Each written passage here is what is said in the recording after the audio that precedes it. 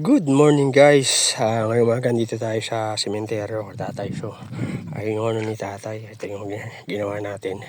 So bali sa ano to, asawa ng sumunod sa akin, bali ba sa bayaw ko to.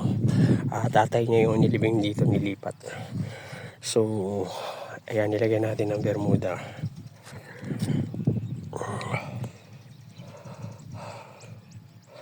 So kung nakikita nyo,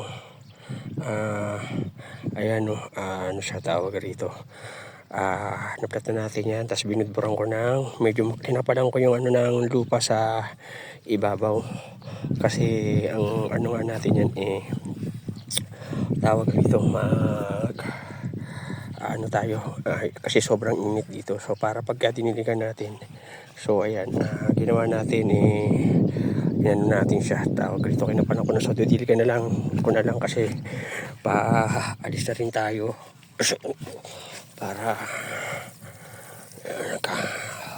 para kahit bukas ko na babalikan yan, bago tayo umuwi, pasasaganaan na lang muna natin ang dilig ngayon.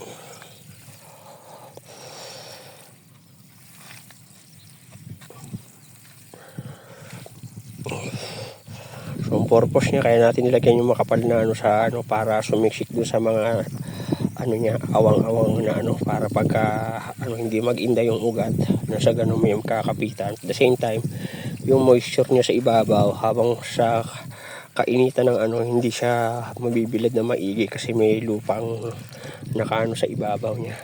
So yun ang purpose niya, kaya nilalagyan ng budbud ng lupa sa ibabaw bago didiligan ng basang-basa. So actually hindi naman niya masyado mag-iinda. Bukas ang umaga na lang natin yan uli didiligan. So yun guys, hanggang dito na lang muna. Maraming salamat sa panonood. Thank you for watching. God bless.